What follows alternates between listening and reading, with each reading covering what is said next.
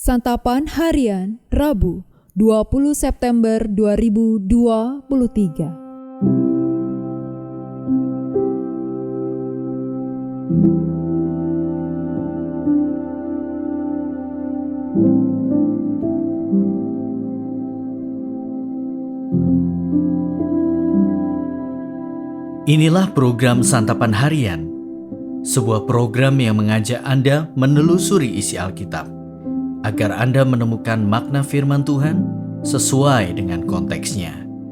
Santapan Harian tertuju bagi Anda yang ingin memiliki kehidupan rohani yang segar, kuat, dan sigap.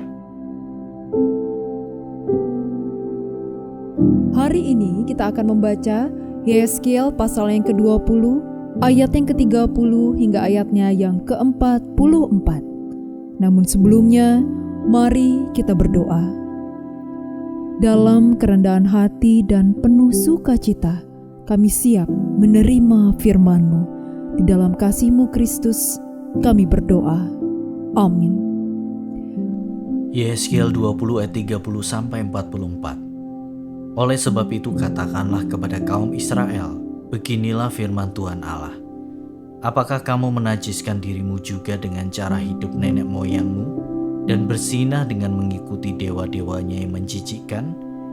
Dalam membawa persembahan-persembahanmu, yaitu mempersembahkan anak-anakmu sebagai korban dalam api, kamu menajiskan dirimu dengan segala berhala-berhalamu sampai hari ini.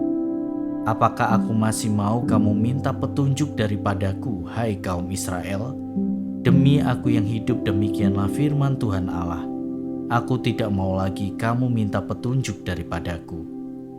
Dan apa yang timbul dalam hatimu sama sekali tidak akan terjadi, yaitu yang kamu katakan, kami ingin seperti bangsa-bangsa lain, seperti segala kaum di negeri-negeri, untuk berbakti kepada pohon dan batu. Demi aku yang hidup, demikianlah firman Tuhan Allah. Aku akan memerintah kamu dengan tangan yang kuat dan lengan yang teracung dan amarah yang tercurah. Aku akan membawa kamu keluar dari tengah bangsa-bangsa dan mengumpulkan kamu dari negeri-negeri di mana kamu berserak, dengan tangan yang kuat dan lengan yang teracung dan amarah yang tercurah. Dan aku akan membawa kamu ke padang gurun bangsa-bangsa, dan di sana aku akan berperkara dengan kamu berhadapan muka. Seperti aku berperkara dengan nenek moyangmu di padang gurun tanah Mesir, begitulah aku akan berperkara dengan kamu. Demikianlah firman Tuhan Allah. Aku akan membiarkan kamu lewat dari bawah tongkat gembalaku dan memasukkan kamu ke kandang dengan menghitung kamu.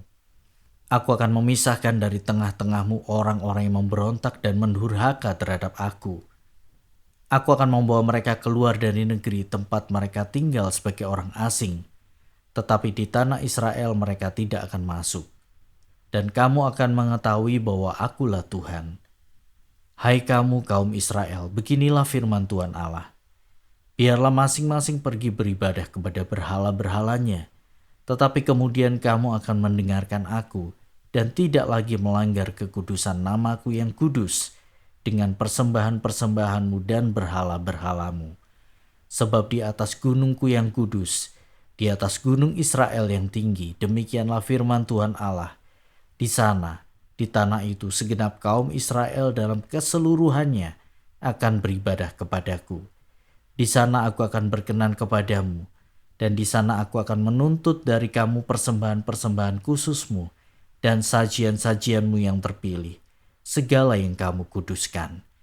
Seperti kepada persembahan yang harum aku berkenan kepadamu pada waktu aku mengeluarkan kamu dari tengah bangsa-bangsa dan mengumpulkan kamu dari negeri-negeri di mana kamu berserak, dan aku akan menunjukkan kekudusanku kepadamu di hadapan bangsa-bangsa. Dan kamu akan mengetahui bahwa akulah Tuhan pada waktu aku membawa kamu masuk ke tanah Israel, ke negeri yang dengan sumpah telah kujanjikan memberikannya kepada nenek moyangmu. Di sana kamu akan teringat-ingat kepada segala tingkah lakumu, dengan mana kamu menajiskan dirimu, dan kamu akan merasa mual melihat dirimu sendiri, karena segala kejahatan-kejahatan yang kamu lakukan. Dan kamu akan mengetahui bahwa akulah Tuhan, pada masa aku, oleh karena namaku, tidak memperlakukan kamu selaras dengan tingkah lakumu yang jahat dan busuk. Hai kaum Israel, demikianlah firman Tuhan Allah.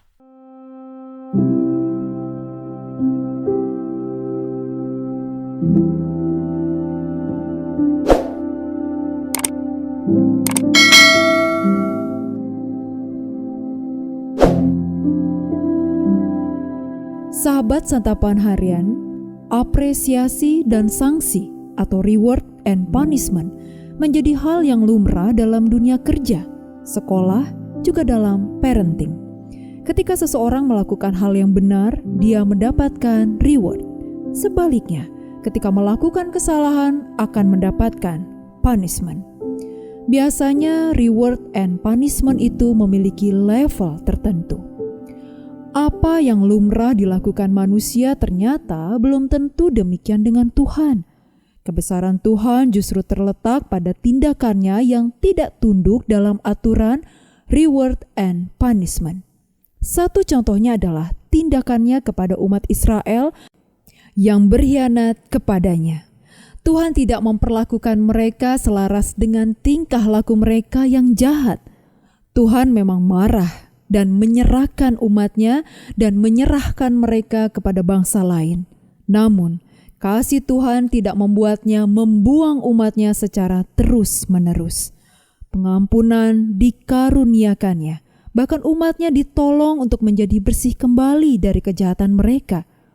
Hukuman tetap diberikan kepada umatnya, tetapi tak ada tindakan menghukum mereka untuk selamanya. Seperti orang yang dihukum dengan cara dikeluarkan dari pekerjaan atau sekolah. Berkaca dari kasih Tuhan yang sedemikian besar, kiranya kita dapat menjalani hidup dengan penuh syukur. Hidup kita tentu tak lepas dari dosa. Pengampunan demi pengampunan Tuhan anugerahkan kepada kita. Senantiasa Dia menantikan pertobatan kita. Jangan kita sia-siakan anugerah itu.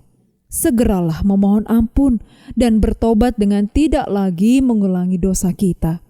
Jangan mentang-mentang karena Tuhan senantiasa memberi pengampunan, lalu kita hidup seenak hati. Hal berikutnya adalah kita pun perlu belajar mengampuni. Tidak ada kesalahan yang tak bisa diperbaiki. Tak ada relasi rusak yang tak bisa dipulihkan. Dalam berelasi dengan sesama, tak perlu mengedepankan ego dan dendam, melainkan bisa saling mengampuni dan memulihkan. Mari bersyukur atas kasih Tuhan dengan meneladan kasih-Nya dalam hidup bersama. Mari kita berdoa. Tuhan Yesus, tolonglah kami mengampuni orang lain, sama seperti Engkau telah mengampuni kami. Dalam nama-Mu Yesus, kami berdoa. Amin.